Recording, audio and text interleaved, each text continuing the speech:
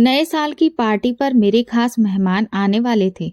मेरी डॉक्टर पत्नी ने कहा, अपने बीमार पिता को ऊपर छत वाले कमरे में बंद कर देना, क्योंकि तुम्हारे गंवार पिता को हाई सोसाइटी की पार्टी में कैसा व्यवहार करना चाहिए नहीं पता।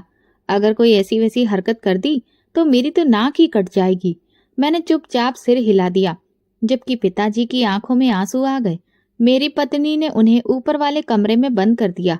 वो अपने साथ रामायण लेकर चली गई। कई घंटे नीचे पार्टी चलती रही और ऊपर मेरे पिता भूखे ठंड में पड़े रहे। रात को जब उन्हें बुलाने गया तो देखा कि पिताजी अब इस दुनिया में नहीं रहे। रामायण खुली हुई थी और हाथ में एक कागज था। मैंने कागज खोला तो मेरी रूह कांप गई, क्योंकि उसमें लिखा था कि राम प्रसाद ने अपने बेटे की पढ़ाई के लिए अपनी भैंस रानी को बेच दिया था और उन्हीं पैसों से अपने बेटे अखिल का एडमिशन शहर के एक बहुत बड़ी यूनिवर्सिटी में करवाया, जहां उसका सपना था कि वो मन लगाकर पढ़ाई करेगा और डॉक्टर बनेगा। पिताजी, मैं आपका सिर गर्व से ऊंचा कर दूंगा, अखिल ने राम प्रसाद से कहा तो वो हल्की मुस्कान के साथ बेटे के कंधे पर हाथ रखकर बोले, बस बेटा, मन लगाकर पढ़ना। मैंने अपनी पूरी जिंदगी तुम्हारे लिए कुर्बान कर दी है। गांव में अब रानी की जगह खाली थी। आंगन सूना लगता था। जब सुबह दूध नहीं आता तो राम प्रसाद की पत्नी एक गहरी सांस लेकर रह जाती थी, मगर कुछ कहती नहीं थी। राम प्रसाद ने एक दिन पूछा, तुम इतना बुझी बुझी सी क्यों रहती हो? पत्नी ने धीरे से कहा, क्या कहूँ जी, जो तुमने किया वो माँ बाप ही कर सकते हैं। बेटे के सपने बहुत महंगे साबित हुए। राम प्रसाद हंसते हुए बोले, अब बेटे के भविष्य के लिए इतना तो करना ही होगा। लेकिन उस हंसी में एक गहरा दर्द छिपा था। कई दिन गुजर गए। राम प्रसाद की रोज की जिंदगी से वो सुकून गायब हो गया था। वो खेतों में जाते लेकिन लौट आते, मगर दिल में खालीपन साथ होता। बेटे की यूनिवर्सिटी की तस्वीरें, दोस्तों के साथ उसकी सेल्फियां और कभी कभार आने वाली फोन कॉल्स, ये सब एक तरह से राम प्रसाद की कुर्बानी की कीमत थी। एक दिन राम प्रसाद ने पत्नी से कहा, जानती हो, कल खेत में धूप चमकी तो मुझे ऐसा लगा जैसे रानी खड़ी है, मुझे देख रही है। मैंने तो सिर्फ एक जानवर बेचा था, लेकिन मुझे क्या पता था कि मेरा दिल भी उसके साथ चला गया है। पत्नी ने चुपचाप उनका हाथ थाम लिया और कहा, दिल भी आखिर जान से जुड़ा होता है, यूं ही थोड़ी निकलता है। उधर शहर में अखिल अपनी पढ़ाई में व्यस्त था। विश्वविद्यालय के पहले भाषण में उसने कहा, मेरा नाम अखिल है और मेरे पिता एक किसान हैं, जिन्होंने अपने सपनों की बलि दे दी ताकि मैं अपने सपने पूरे कर सकूं। पूरा हॉल तालियों से गूंज उठा, लेकिन अखिल का दिल जानता था कि इन तालियों के पीछे एक खेत, एक प्रिय जानवर की खामोश विदाई छिपी है, एक माँ की चुप्पी और एक पिता की आंखों में छुपा दर्द भी। राम प्रसाद अक्सर बैठकर अखिल की पुरानी किताबें, उसकी यूनिफॉर्म और बैग को देखते। वो बैग से एक पुरानी तस्वीर निकालते जिसमें उनकी भैंस रानी की तस्वीर थी, जो अखिल ने बचपन में बनाई थी। उस पर लिखा था, मेरी रानी, मेरी दोस्त। दिन बीतते रहे लेकिन राम प्रसाद का दिल पहले जैसा नहीं रहा। अब वो समझ चुके थे कि ये सिर्फ शुरुआत है। कुर्बानियों का सिलसिला शुरू हो चुका है। ये तो बस पहला कदम था। अब तक तो कीमत सिर्फ एक जानवर थी। आगे क्या क्या बेचना पड़ेगा, ये सवाल उनके दिल में कहीं गहराई में ठहर गया था, जैसे कोई दर्द जो अभी पूरा नहीं हुआ हो। रात के सन्नाटे में राम प्रसाद की पत्नी चुपके से जागी। चूल्हे के पास बैठकर धीमी सी लौ जलाई। कमरे में हल्की रोशनी फैली तो राम प्रसाद का थका हुआ चेहरा दिखाई देने लगा। वो बैठे थे, हाथों में कुछ कागजात लिए, जिन्हें वो बार बार देख रहे थे, मानो उन पर लिखी रकम उनके मन में हथौड़े के जैसे बज रही हो। ये अखिल के अगले सेमेस्टर की फीस की रसीद थी, जो कि लाखों में लिखी थी, जिसे पिछली बार भैंस बेचकर चुकाई थी।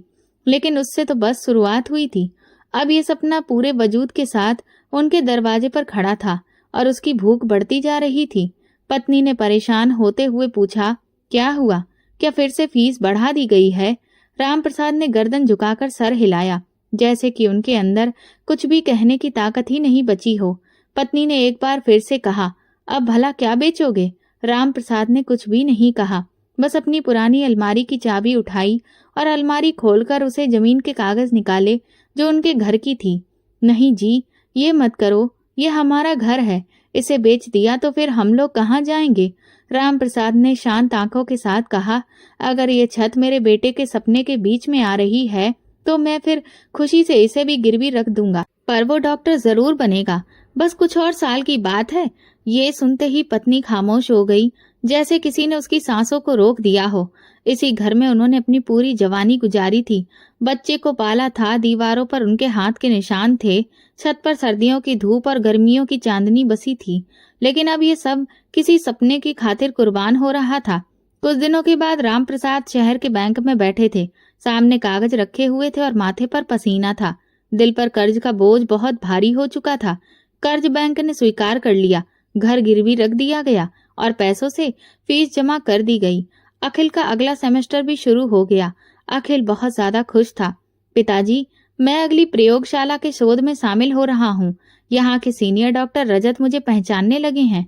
मेरा नाम यूनिवर्सिटी के बोर्ड पर भी आएगा। राम प्रसाद ने मुस्कुराकर सुना, लेकिन अंदर ही अंदर घर की हर ईंट की कीमत उन्हें महसूस होने लगी थी। धीरे धीरे महीने गुजरते गए, फीस बढ़ती गई। अब अगली बारी पड़ोस की जमीन की थी। वो जमीन जो राम प्रसाद ने हमेशा अपने भविष्य को सुरक्षित रखने के लिए बचाकर रखी हुई थी, अब वो भी बिकने लगी।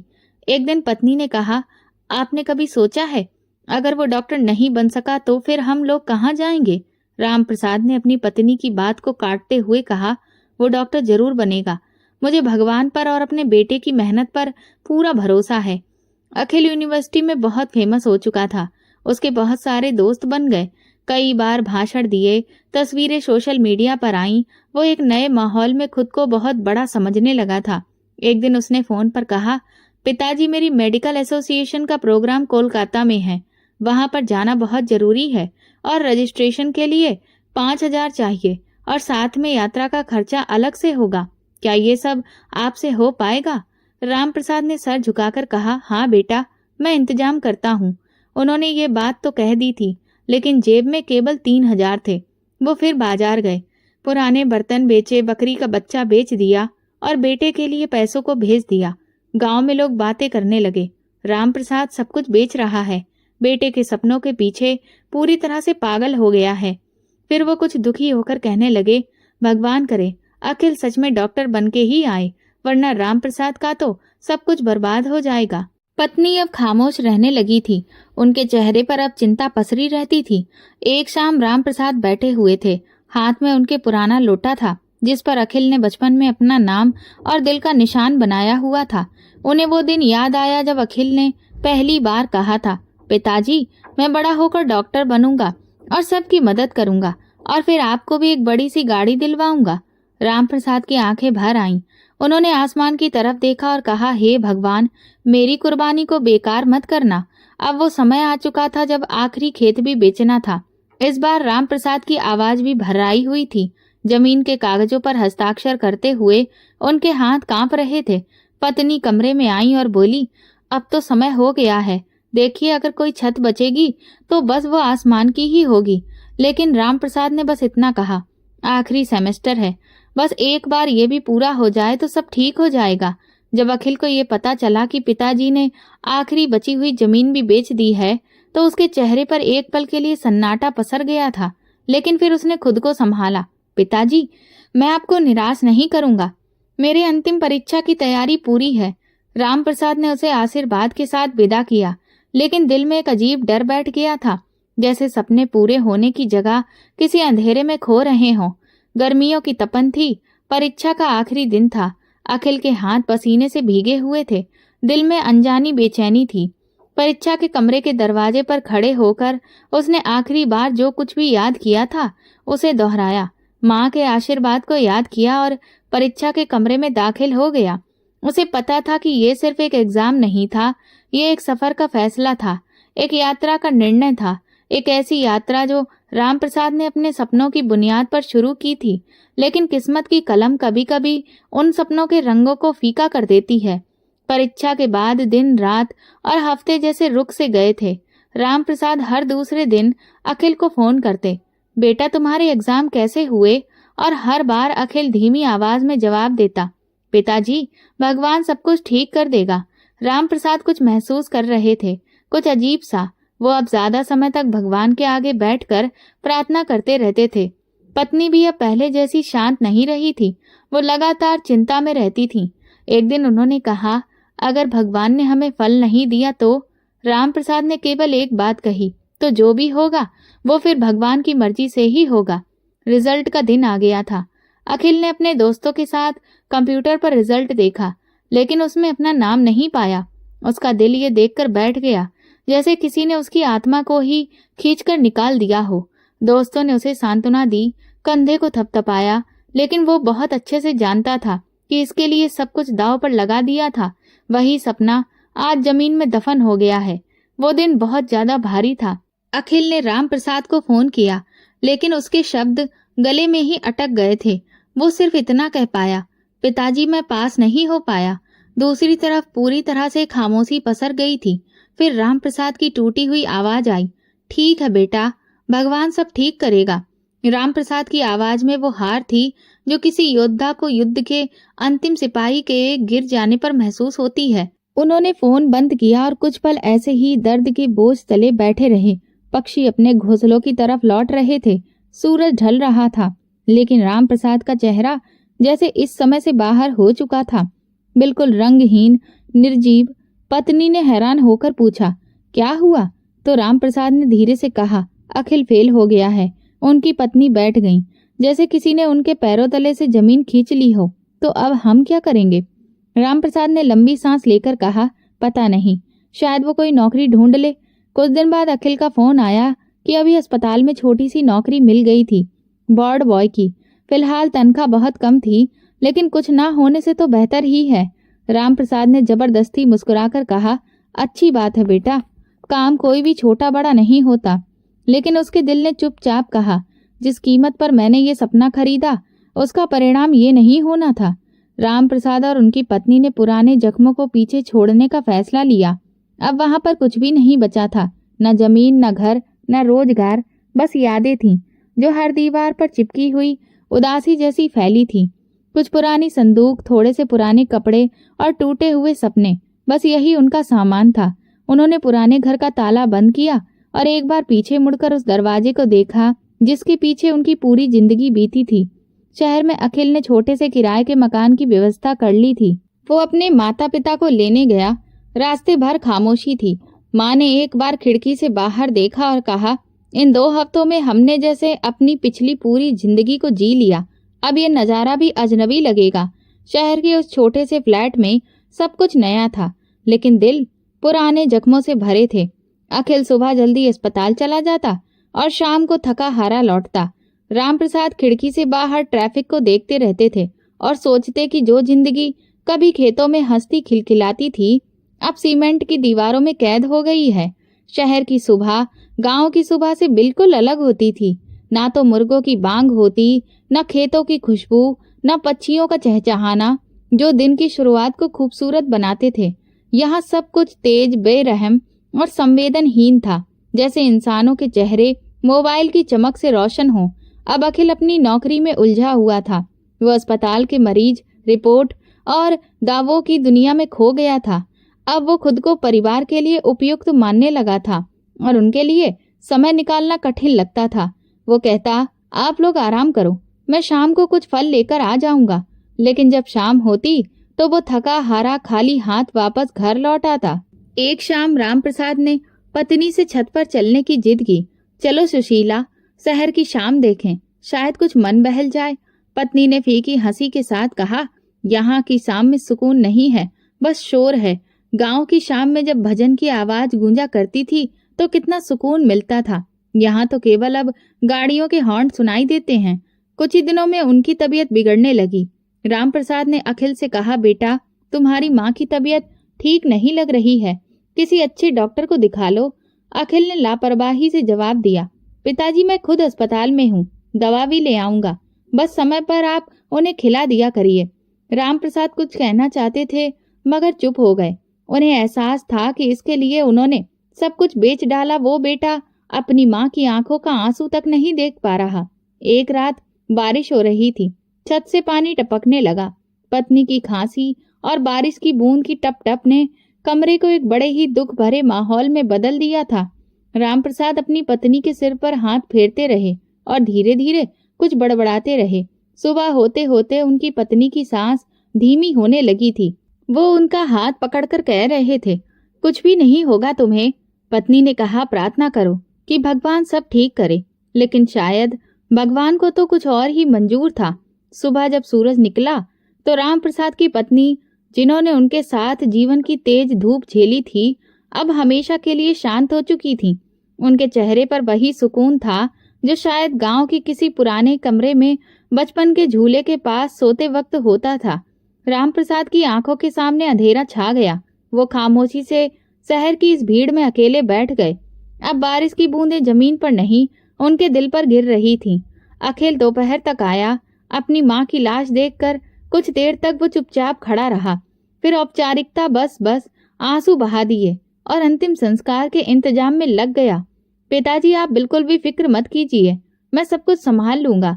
उन्हें जलाने की प्रक्रिया शांतिपूर्वक पूरी हुई। कोई भी करीबी रिश्तेदार पास में नहीं था, सिर्फ कुछ पड़ोसी और राम प्रसाद की अधूरी प्रार्थनाएं। शमशान में चिता को अग्नि देते समय राम प्रसाद ने अपना सर झुका लिया और बस इतना कहा, अब तुम्हें इस दुनिया की भाग दौड़ और शोरगुल से मुक्ति मिल गई है। अंतिम संस्कार के बाद राम प्रसाद बहुत देर तक वहीं बैठे रहे। उन्हें पत्नी की कही हुई बातें याद आ रही थीं। ये सपने हमें ले डूबेंगे, है ना? तुम सही कहती थी। और फिर वो पूरी तरह शांत हो गए, जैसे उनके अंदर बोलने की अब शक्ति ही खत्म हो गई हो। अब वो किसी से बहस नहीं करते, किसी से किसी चीज की मांग नहीं करते। बस हर सुबह रामायण का पाठ करते और दिन भर पत्नी की पुरानी साड़ी का आंचल सीने से लगाए घूमते। किसी कोने में चुपचाप बैठे रहते। एक दिन अखिल ने कहा, पिताजी, क्या आप अब गांव वापस जाना चाहेंगे? राम प्रसाद ने एक नजर बेटे की तरफ देखा और कहा, अब वहां क्या है? तुमने तो सब कुछ बेच डाला। अब तो शायद मेरी अस्थियां भी यहीं की गंगा में विसर्जित होंगी। अखिल के चेहरे पर एक पल के लिए शर्म का भाव आया, लेकिन फिर वो अपने मोबाइल में व्यस्त हो गया। शहर की जिंदगी ने राम प्रसाद को भीतर से खोखला कर दिया था। गांव की खुली हवा, मिट्टी की खुशबू, नीम के पेड़ की छांव, ये सब केवल एक सपना बनकर रह गए थे। अब केवल बंद खिड़कियां, घुटनों का दर्द और नींद से खाली रातें बाकी थीं। वो हर रात बिस्तर पर लेटे हुए अपनी पत्नी की तस्वीर को देखते और धीरे से कहते, मैंने सपनों के पीछे सब कुछ दे दिया, लेकिन ये नहीं जाना कि सपने भी कभी सीने में दफन हो सकते हैं। अब वो अपनी जिंदगी के उस मोड़ पर थे जहां ना कोई इच्छा बची थी, ना कोई उम्मीद, सिर्फ खामोशी थी और बेटे के व्यवहार की बेरुखी हर पल घेरे रहती थी। कमरे में सन्नाटा गूंजता था। खिड़की के बाहर की रोशनी भी अंधेरे जैसी लगती और समय केवल दीवार की घड़ी में चलता था, दिल में नहीं। राम प्रसाद दिन भर चुपचाप बैठे रहते और अखिल सुबह अस्पताल और शाम को अपने मोबाइल में व्यस्त हो जाता। बाप बेटे के बीच ना कोई झगड़ा था, ना अपनापन, बस एक ठंडी दूरी थी। इन्हीं दिनों में अस्पताल में अखिल की मुलाकात डॉक्टर रजनी से हुई। वो उम्र में अखिल से कुछ बड़ी थी, लेकिन पर्सनैलिटी बहुत ही मजबूत, आत्मनिर्भर और प्रभावशाली थी। रजनी एक सेल्फ डिपेंडेंट ऊंचे दर्जे की महिला थी, जो एक बहुत रेपुटेटेड औरत शकुंतला की बेटी थी और अपने स्वभाव में बिल्कुल स्पष्ट। अखिल, जो बार बार अपने जीवन में टूटा था, रजनी की गंभीरता और मजबूत स्वभाव से प्रभावित हुआ। धीरे धीरे दोनों के बीच दोस्ती होने लगी। रजनी को भी अखिल की संजीदगी, उसका खामोश रहना और उसका प्यार से बात करना बहुत अच्छा लगने लगा। एक दिन उसने अखिल से कहा, मेरी माँ चाहती है कि मैं किसी अमीर बिजनेसमैन से शादी कर लूं, लेकिन मेरा दिल कहता है कि तुम्हारे जैसे सच्चे इंसान के साथ जीवन बिताना सबसे अच्छा होगा। अखिल कुछ देर चुप रहा, फिर बोला, मेरे पास ना दौलत है, ना कोई ऊंचा मुकाम, सिर्फ एक बूढ़े पिता हैं जो बीमार रहते हैं, और मैं खुद भी एक अधूरे सपने का टूटा हुआ हिस्सा हूँ। रजनी मुस्कुराकर बोली, तो फिर हम दोनों का मेल अच्छा रहेगा। मैं मजबूत हूँ, तुम सच्चे हो। मेरे घर की दीवारें तो हैं, लेकिन रिश्तों की नींव नहीं थी। कुछ दिनों में रजनी ने खुद अपने माता पिता को तैयार किया और रिश्ता भेजा। राम प्रसाद ने पहले अखिल की बात चुपचाप सुनी, फिर थोड़ी देर सोचकर कहा, बेटा, अगर तुम्हें लगता है कि वो तुम्हारी जिंदगी बेहतर बना सकती है, तो मेरा आशीर्वाद तुम्हारे साथ है। राम प्रसाद को उम्मीद थी कि शायद अब अखिल को एक अपना घर मिलेगा। शायद वो खुद भी उसे तंग मकान से निकलकर किसी बेहतर जगह जा सकेगा। शादी साधारण तरीके से हुई, लेकिन रजनी के घर की चमक धमक, फैशन, महंगे कपड़े और घमंडी नजरों ने राम प्रसाद को भीतर से बहुत ही छोटा और कमजोर महसूस करवाया। शादी के बाद जब राम प्रसाद दुल्हन को विदा होते हुए देख रहे थे तो उनके दिल में एक अजीब सा खालीपन था, जैसे इस शादी में कुछ अधूरा था। कोई भावना, कोई अपनापन, कुछ भी नहीं। शादी के कुछ ही दिनों के बाद अखिल और रजनी ने राम प्रसाद को अपने साथ ही शहर के महंगे इलाके में स्थित घर में रहने के लिए कहा। राम प्रसाद के लिए अब एक अलग छोटा कमरा रखा गया जो मेन गेट के पास था। शुरू शुरू में रजनी का व्यवहार फॉर्मेलिटी से भरा था, लेकिन जल्दी ही उसके व्यवहार में कठोरता और उपेक्षा झलकने लगी थी। एक दिन जब राम प्रसाद सुबह चाय लेने के लिए किचन के पास आए तो रजनी ने झुंझलाकर कहा, अगर चाय बनानी है तो खुद बना लीजिए, मैं यहाँ पर नौकरानी नहीं हूँ। राम प्रसाद ने एक पल उसकी तरफ देखा और फिर धीरे से कहा, बेटी मैं तो सिर्फ पानी लेने आया था। रजनी ने ताना देते हुए कहा, तो फिर बर्तन क्यों छू रहे हैं? इस घर में मुफ्त का खाना नहीं मिलता है। इस वक्त अखिल कमरे से बाहर आ गया और रजनी ने बात पलट दी, लेकिन राम प्रसाद का दिल पहली बार चुपचाप से घायल हो चुका था। कुछ दिन बाद रात के खाने के बाद रजनी ने राम प्रसाद के इस्तेमाल किए गए बर्तन उनके हाथ में पकड़ा दिए और कहा, इन्हें खुद धो दीजिए बाहर। अगर सुबह नौकरानी आई और उसने रात के रखे हुए बर्तन देखे तो वो बहुत ही ज्यादा नाराज हो जाएगी। राम प्रसाद ने अखिल की ओर देखा, लेकिन फिर चुपचाप बाहर जाकर बर्तन धोने लगे। ठंडी रात थी, हवा भी ठंडी थी। वो बर्तन धोते रहे, उनके कपड़े भीग गए और हाथ कांपने लगे, पर दिल की ठंडक शरीर की ठंडक से कहीं ज्यादा थी। जब वो हाथ पोंछकर अपने कमरे की तरफ लौटे तो एक प्लेट हाथ से गिरकर टूट गई। रजनी दौड़ती हुई आई और बोली, ये प्लेट मेरे डिनर सेट की थी और बहुत महंगी थी। तुम लोगों को कीमती चीजों की कोई कदर ही नहीं होती है। राम प्रसाद चुप रहे, लेकिन अखिल ने झल्लाकर कहा, पिताजी आपसे मैंने कहा था ना कि बर्तनों का ध्यान से संभाल कर करिए, हर चीज आप खराब कर देते हैं। राम प्रसाद ने पहली बार कुछ नहीं कहा, न सफाई दी, बस चुपचाप अपने बिस्तर पर बैठ गए, सर झुकाए, जैसे अपने अंदर कुछ दफन कर रहे हों। रात को वो बहुत देर तक जागते रहे। उन्हें अपनी पत्नी की पुरानी साड़ी को आंखों से लगाया और पहली बार बेटे की आवाज में अपने लिए दूरियां महसूस की। मैंने सब कुछ तुम्हें दिया बेटा, खुद से ज्यादा तुम्हें चाहा, लेकिन आज तुम्हारे घर में मैं एक अजनबी हूँ। अखिल जो कभी अपनी माँ के सामने नरम दिल था, अब रजनी के असर में आकर बहुत ही सख्त मिजाज होता जा रहा था। प्यार, अपनापन तो अब उसके लिए बोझ बन रहा था। वो दिल से बाप का सम्मान करता था, लेकिन उसकी जुबान कुछ और कहने लगी थी। घर वही था, दीवारें वही थी, दरवाजे भी वही थे, लेकिन राम प्रसाद के लिए बाहर दरवाजा बंद हो चुका था, सिवाय उसके कमरे के। जैसे रजनी ने कह दिया हो ये आपका कमरा है और बाकी घर से अलग कर दिया था। एक समय था जब राम प्रसाद की उपस्थिति घर में बरकत समझी जाती थी, लेकिन अब वही अस्तित्व एक अनचाहा बोझ बन चुका था। अखिल सुबह जल्दी काम पर निकल जाता और रजनी अब खुलकर अपने असली रंग दिखाने लगी थी। वो अब किसी भी दया या लिहाज या आश्रय को मानने वाली नहीं थी।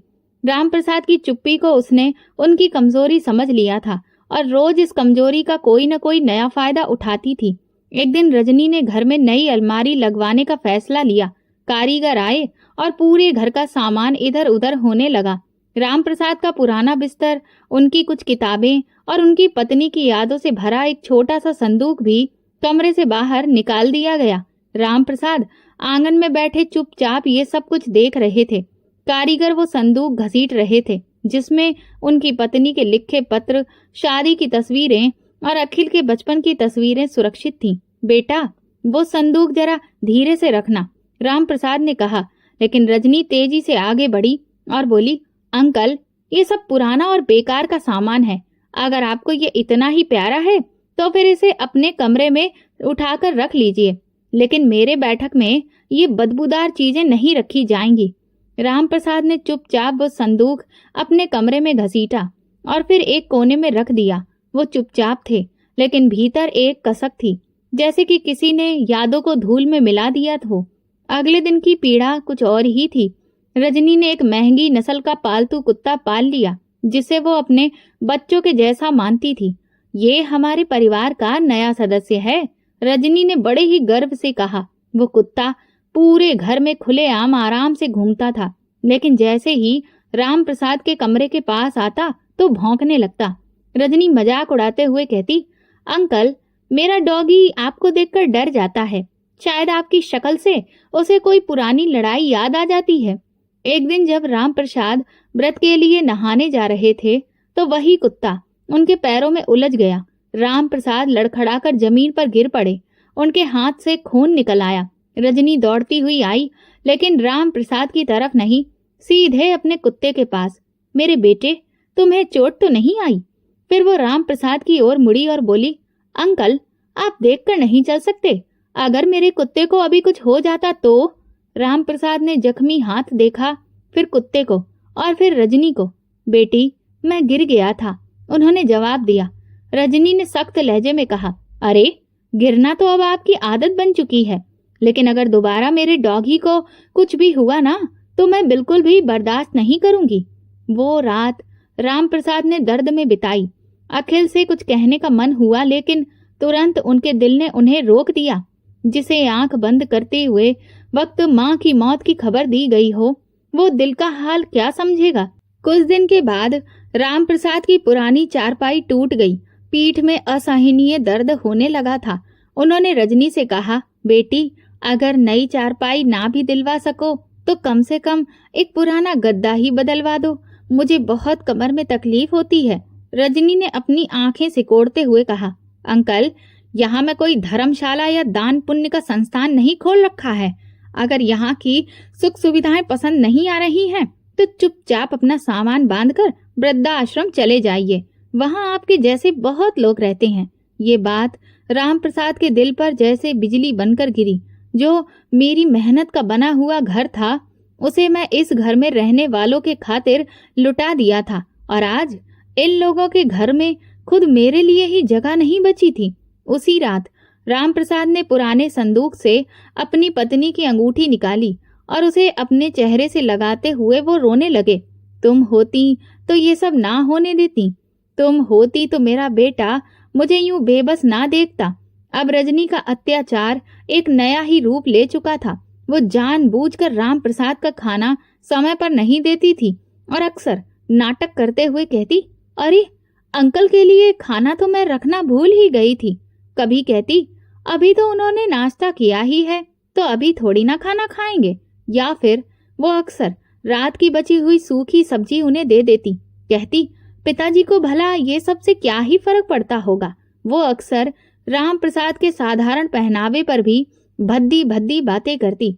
कभी किसी ने देखा है ससुर को इस तरह की धोती और कमीज पहनकर मेहमानों के सामने आते हुए? भगवान के लिए इनसे कहो कि ये अपने कमरे से बाहर ना निकला करें। अब राम प्रसाद को खाने के समय घर के बाहर दरवाजे के पास थाली पकड़ा दी जाती। कभी बासी रोटी तो कभी बचा कुचा खाना। वो सब चुपचाप खा लेते, जैसे जिंदगी की इस अपमानजनक स्थिति को वो अपनी किस्मत मान चुके हों। एक दिन राम प्रसाद ने संदूक से पत्नी की लिखी एक चिट्ठी निकाली, जिसमें उसने अपने दुख लिखे थे। हे भगवान, जिस बेटे के लिए सब छोड़ के उसके घर में अगर जगह न मिली तो हमें अपने घर बुला ले। तेरी धरती पर जगह की कोई कमी नहीं है। सर्दियों की एक ठंडी सुबह, जब सूरज की किरणें भी खिड़कियों में झांकने से डर रही थीं, राम प्रसाद नींद अधूरी छोड़कर उठ गए। न शरीर में गर्माहट थी, न दिल में उम्मीद। बिस्तर पर पड़े कंबल बार बार खिसक रहा था, जैसे अब वो भी उस बूढ़े से परेशान हो चुका हो। ठंडी हवा दरवाजे की दरारों से भीतर आ रही थी, लेकिन राम प्रसाद के अंदर की ठंड उसे मौसम से कहीं ज्यादा कचोट रही थी। अब रजनी रोज सुबह दरवाजा खटखटाकर कहती, अंकल, चाय बनानी है तो बर्तन धोकर लीजिएगा।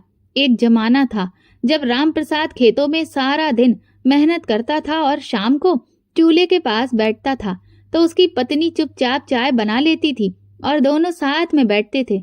अब वो सब यादें अतीत की छाया बनकर रह गई हैं। आज भी वो बर्तन लेकर बाहर गए। पानी बर्फ के जैसा ठंडा था, हाथ कांप रहे थे। नीचे झुककर नल खोला तो कपड़ों तक में ठंड समा गई। ठंडी हवाओं ने कमर पर चोट की तरह असर किया। हाथों से झाग नहीं बन रहे थे, उंगलियां सुन्न हो रही थीं, लेकिन वो चुपचाप बर्तन धोते रहे, जैसे ये उनका ही काम हो। वापसी में रजनी की कीमती प्लेट एक मामूली सी ठोकर से फर्श पर गिर गई और टूट गई तो जैसे घर में तूफान आ गया। रजनी तेजी से बाहर आई और आवाज तेज करते हुए बोली, ये क्या किया आपने? आप हर बार यही करते हैं। ये भी मेरे ब्रांडेड डिनर सेट में से एक थी। मेरी माँ ने मुझे ये गिफ्ट में दी थी। आपको पता भी है कि इसकी कितनी कीमत थी? राम प्रसाद ने नजर झुकाकर बस इतना कहा, बेटी एक बार और माफ कर दो, गलती हो गई, हाथ सुन्न पड़ गए हैं। रजनी ने हाथ नचाते हुए जवाब दिया, गलती? हर बार आपसे कुछ ना कुछ टूट ही जाता है। बस अब बहुत हो चुका, चीजों को संभाल कर रखिए। इसी दौरान अखिल कमरे से बाहर निकला। आंखें अभी भी नींद से भरी थीं, लेकिन पत्नी की आवाज ने उसे जगा दिया था। क्या हुआ? रजनी ने बताया, आपके पिता ने एक बार फिर मेरी प्लेट तोड़ दी है। मैंने आपसे कितनी बार कह चुकी हूँ कि इन्हें बर्तनों से दूर रखिए। अखिल ने पलटकर पिता को देखा। पिताजी, आप ये सब काम छोड़ दीजिए। अगर आपका शरीर साथ नहीं देता है तो फिर कुछ मत किया करिए। मुझे हर बार शर्मिंदा होना पड़ता है। राम प्रसाद ने कुछ भी नहीं कहा, बस अपनी भीगी आंखें झुकाए धीरे धीरे कमरे की तरफ वापस चले गए। कमरे में आकर दरवाजा बंद किया और खुद को दीवार से लगाकर नीचे बैठ गए। आंखों से आंसू बहने लगे, वो आंसू जो सालों की कुर्बानियों का प्रतिफल नहीं पा सके, वो दर्द जो शब्दों में नहीं ढलता। बेटा, मैंने तुम्हारे लिए सब कुछ बलिदान कर दिया था। वो धीरे से बड़बड़ाए। जमीन बेच दी, घर छोड़ दिया, पत्नी भी छोड़कर चली गई, लेकिन आज ये सब कुछ सुनना पड़ रहा है कि मेरे हाथ कांपते हैं। उनकी सिसकियां धीरे धीरे तेज होती गईं, लेकिन उस घर की दीवारें अब उनकी सिसकियों की आदी हो चुकी थीं। वो चुपचाप पत्नी की साड़ी को सीने से लगाकर लेट गए, जैसे माँ की गोद की तलाश में हो। अगले दिन जब राम प्रसाद शाम को घर आए, रजनी ने शिकायतों की लिस्ट फिर से दोहरानी शुरू कर दी। मैं अंकल से कहती हूँ अपने कपड़े अलग रखा करें, लेकिन वो सारा कमरा गंदा कर देते हैं। अगर अचानक कोई मेहमान आ जाए तो क्या होगा? अखिल ने सर हिलाया। मैं उन्हें समझाऊंगा, तुम चिंता मत करो। रात के खाने के बाद अखिल अकेले राम प्रसाद के कमरे में आया और कहा, पिताजी, रजनी जो कहती है वो गलत नहीं है। आप अपना ख्याल नहीं रखते हैं। कम से कम थोड़ा कायदे से रहा करिए। ये शहर है, कोई गांव नहीं है। राम प्रसाद ने मुस्कुराकर उसकी ओर देखा। ये वो मुस्कान थी जिसमें पीड़ा छुपी हुई थी। बेटा, मैं तो अब सिर्फ इस वक्त का यात्री हूँ। तुम्हारे साथ हूँ, लेकिन तुम्हारे जैसा नहीं। अगर मेरी मौजूदगी तुम्हें बोझ लगती है तो कह देना, मैं कहीं और चला जाऊंगा। अखिल को बहुत शर्मिंदगी हुई, लेकिन तभी रजनी की आवाज आई, किचन की लाइट बंद कर देना, अंकल शायद फिर ना आ जाएं। शर्म, मोहब्बत और थकान तीनों ने अखिल को चुप करवा दिया। राम प्रसाद के लिए अब हर दिन एक जैसा हो गया था। सुबह आंगन में धूप में बैठना, शाम को कोने में छाया के साथ और रात पत्नी की यादों के साथ सोना। कभी कभी वो प्रार्थना करते, भगवान, अगर इस दुनिया में मेरी कोई जगह नहीं रही तो अपनी मिट्टी में ही थोड़ी सी जगह दे देना। एक दिन एक दोस्त घर आया। सबके साथ रात के खाने पर रजनी ने खास इंतजाम किया, लेकिन राम प्रसाद का जिक्र तक नहीं किया गया। जब वो दोस्त किचन की तरफ गया और राम प्रसाद को आंगन में बैठे देखा तो हैरान हो गया। ये बुजुर्ग कौन है?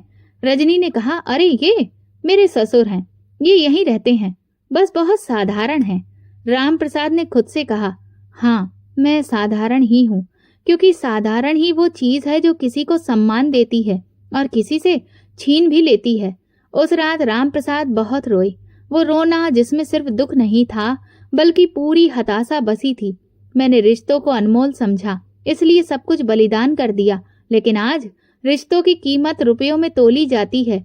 वो सुबह की हवा अब तक सुकून नहीं देती थी जो कभी गांव के खेतों में महसूस होती थी। नीम की छांव, पत्नी की आवाज और कच्ची मिट्टी की महक। अब शहर की सुबह में सिर्फ सन्नाटा और बेरुखी थी। राम प्रसाद उस घर में किसी बड़े बुजुर्ग की तरह नहीं, बल्कि एक बोझ की तरह रहने लगे थे। एक ऐसा बोझ जिसे ना कोई गले लगा सकता था, ना दिल में जगह दे सकता था। वो कमरे के कोने में बैठे रहते, कभी दरवाजे के पास, कभी आंगन की उस बेंच पर जहां रजनी ने उनके लिए एक स्थायी जगह तय करके रख दी थी। ये अंकल का कोना है, वो मेहमानों से हंसते हुए कहती।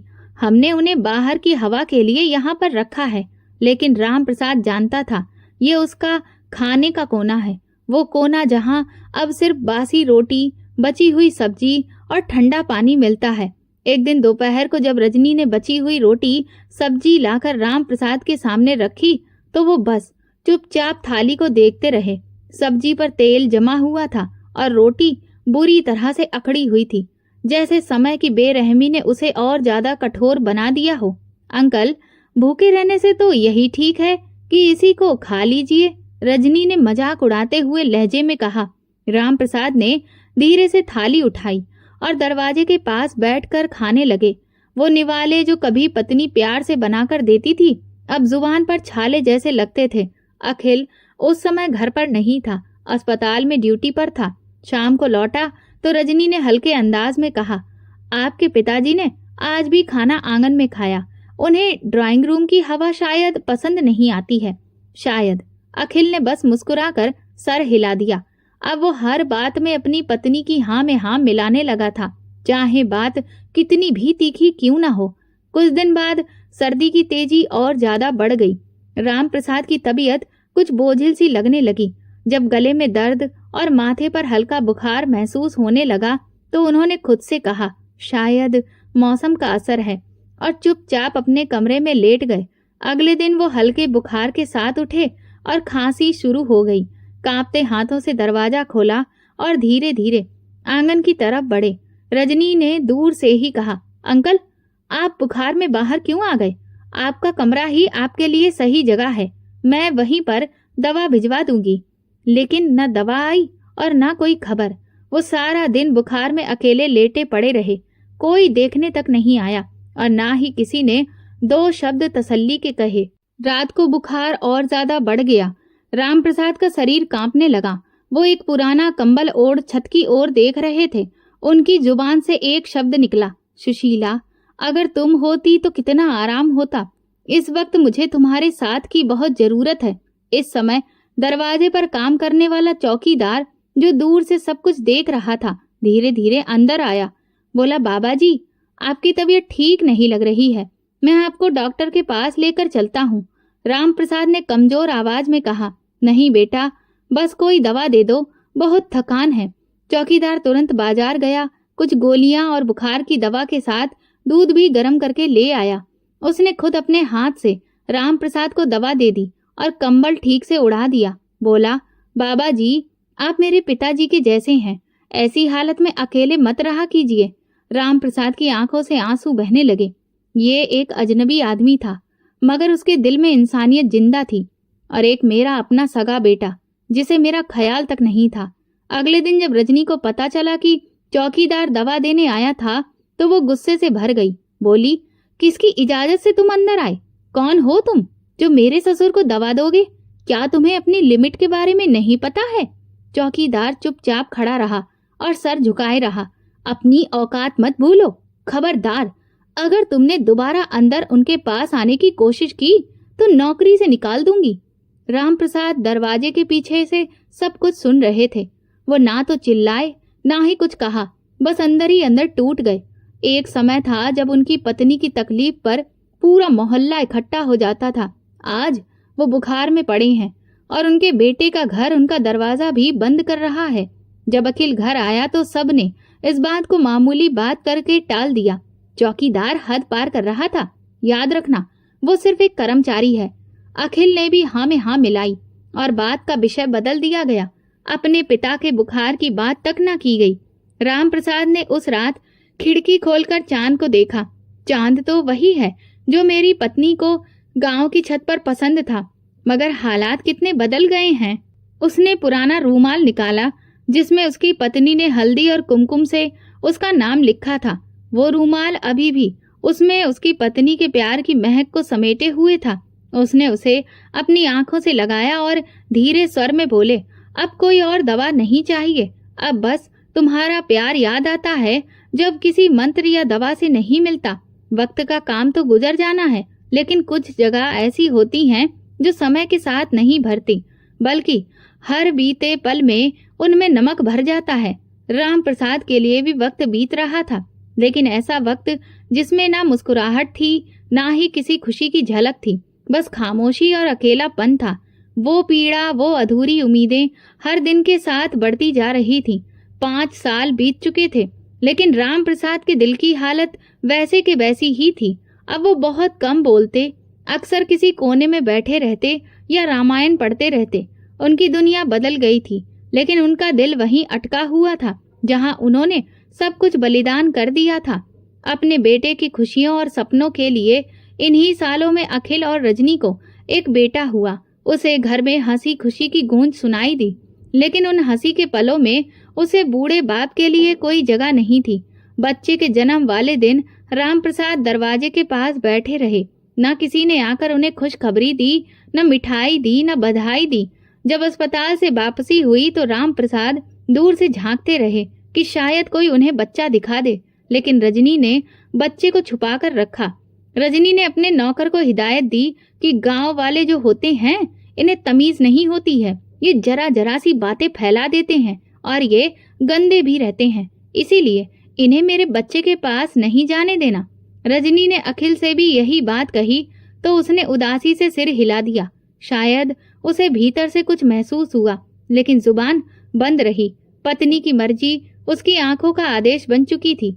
रामप्रसाद ने कभी बच्चे को गोद में लेने की जिद भी नहीं की और ना ही उसे छूने की कोशिश की। बस रात को प्रार्थना करते, भगवान, जो चेहरा दुनिया नहीं दिखा रही वो मुझे सपने में दिखा दे, ताकि मैं जान सकूं कि मेरी संतान की संतान कैसी दिखती है। समय बीत गया। रामप्रसाद अब इतने कमजोर हो चुके थे कि चलते समय उन्हें दीवार का सहारा लेना पड़ता था। उनकी कमर झुक गई थी।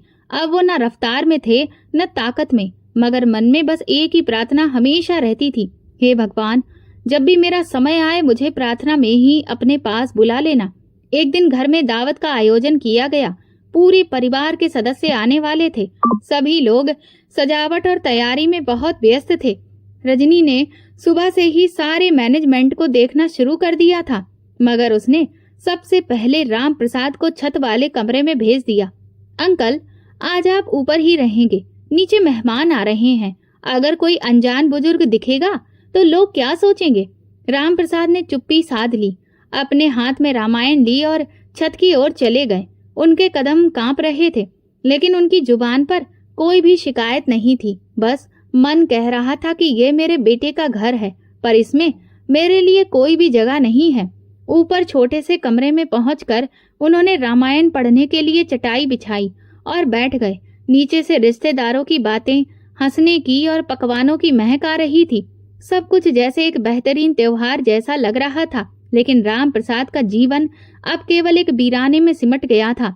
दोपहर के बाद की आरती के समय उन्होंने अपने छोटे से मंदिर में दिया जलाया। हाथ जोड़कर शांत भाव से बैठकर आंखें बंद कर ली। लंबे समय तक वो ऐसे ही ध्यान में लीन रहे। शायद कोई प्रार्थना कर रहे थे, अपने मन के भीतर के युद्ध का समाधान ढूंढ रहे थे। रजनी और अखिल अपने मेहमानों की आओ भगत में व्यस्त थे। किसी को भी ये ध्यान नहीं था कि उनके बूढ़े पिता छत पर अकेले बैठे हैं। अगले दिन जब सूरज निकला तो वो आम दिनों की तरह उजाला हुआ नहीं था। घर में गहरा सन्नाटा था, ऐसा जैसे कोई अमूल्य चीज खो गई हो, जैसे किसी प्रार्थना, किसी दिए की रोशनी बुझ गई हो। अखिल की आंख खुली तो सर में हल्का दर्द था। देर रात तक मेहमानों की मेजबानी, बातचीत और तारीफों की गूंज रह रहकर याद आ रही थी। रजनी किचन में नाश्ते की तैयारी में लगी थी, लेकिन दोनों में से किसी ने भी छत पर मौजूद अपने बूढ़े पिता की सुध लेने की हिम्मत नहीं उठाई। नौकर ने धीरे से पूछा, साहब कहाँ हैं? रजनी ने लापरवाही से कहा, वहीं होंगे, भूख लगेगी तो खुद ही नीचे आ जाएंगे। लेकिन दरवाजा नहीं खुला। दोपहर होने को आई, सूरज की किरणें छत पर चमक रही थी और अचानक अखिल को याद आया कि पिताजी कहाँ हैं। कल से उन्होंने शायद कुछ खाया भी नहीं था। वो सीढ़ियां चढ़कर छत पर पहुंचा। कमरे का दरवाजा खोला तो देखा कमरे में हल्की रोशनी चल रही थी। राम प्रसाद अपनी चटाई पर झुके हुए थे, बिल्कुल शांत। पिताजी, अखिल ने धीरे से पुकारा, मगर कोई उत्तर नहीं मिला। उसने आगे बढ़कर उनके कंधे को छुआ। राम प्रसाद अब इस दुनिया की उपेक्षा, अकेलेपन और उपेक्षा से मुक्त हो चुके थे। वो उसी चटाई पर थे जिस पर सालों तक उन्होंने भगवान से प्रार्थना की थी, और वही अब उनकी अंतिम मुस्कान बन गई थी। आंखों के सामने अंधेरा छा गया, सीने में दिल धड़कना भूल गया। वो फर्श पर बैठ गया। एक पल को जैसे सब कुछ रुक गया। रजनी ऊपर आई। उसके चेहरे पर कोई भी दुख नहीं था, बस हल्की सी हैरानी, फिर उसने धीरे से कहा, भगवान उनकी आत्मा को शांति दे। अच्छा हुआ शांति से चले गए। वो नीचे उतरते हुए गुनगुनाई, आखिरकार एक बोझ कम हुआ। अखिल ने कुछ नहीं कहा, बस सर झुकाकर छत से नीचे उतर आया। अंतिम संस्कार की जिम्मेदारी पड़ोसी और चौकीदार ने संभाली। न कोई आंख नम हुई, न कोई शोक सभा, न कोई सच्चे दिल से की गई प्रार्थना। अंतिम संस्कार की तैयारी छोटी थी, लेकिन राम प्रसाद के कारण भगवान के पास आकाश में दर्ज हो चुके थे। उसी वक्त घर में फिर एक गहरी खामोशी छाई थी कि अचानक वो बच्चा जो रात तक माँ की गोद में खेल रहा था, अचानक अपना सर पकड़कर जोर से चिल्लाने लगा, मम्मी बहुत तेज दर्द हो रहा है। रजनी घबरा गई। अखिल घबराकर आगे बढ़ा, क्या हुआ बेटा, कहाँ दर्द है? बच्चा तड़प रहा था। वे दोनों उसे लेकर अस्पताल पहुंचे। डॉक्टर ने चेकअप किया और गंभीर चेहरे के साथ कहा, बच्चे को तुरंत ही इमरजेंसी मेडिकल रूम में लेकर आइए। इसके सर में कोई भयंकर संक्रमण है और हालत बहुत ज्यादा बिगड़ चुकी है। हमें कुछ और टेस्ट करने होंगे। अखिल और रजनी अब वहीं खड़े रह गए। 2 दिन पहले जो बच्चा हंसी खुशी खेल रहा था, आज जीवन और मौत की लड़ाई लड़ रहा था। कुछ घंटे के बाद डॉक्टर इमरजेंसी रूम से बाहर आया और बस इतना कहा, हमने पूरी कोशिश की थी, लेकिन आपका बच्चा भी दुनिया में नहीं रहा। ये सुनते ही अखिल के पैरों तले से जमीन खिसक गई। रजनी वहीं जमीन पर बैठकर चीख पड़ी, ये क्या हो गया, हमारा बेटा? अखिल दीवार का सहारा लेकर खड़ा रहा, आंखों से आंसू बहते रहे। डॉक्टर ने बताया, आपके बेटे के सर में ट्यूमर था जो अपनी आखिरी स्टेज पर पहुंच चुका था और जिसकी वजह से आपका बेटा इस दुनिया को छोड़कर चला गया। अखिल फूट फूट कर रो रहा था, लेकिन दिल के अंदर कोई अनजाना डर गूंज रहा था, जैसे ब्रह्मांड के किसी कोने से कोई पुकार आ रही हो। जिस पिता की मौत पर उसकी आंखें नम नहीं हुई थीं, अब उसी के पोते को कंधे पर लेकर जाना पड़ा। शमशान में अब 2 लाशें रखी हुई थी, एक राम प्रसाद की और एक अखिल के बेटे की। दादा और पोता, जिन्हें जीवन ने कभी एक दूजे से जोड़ा नहीं, लेकिन मौत ने उन्हें एक ही अंतिम रास्ते पर मिलाकर एक कर दिया था। अखिल अपने पिता की चिता के पास जमीन पर बैठा फूट फूट कर रो रहा था, पिताजी, मैंने आपसे सब कुछ छीन लिया, समय, सम्मान, प्रेम, और बदले में भगवान ने मुझसे मेरा सुख, मेरा बेटा छीन लिया।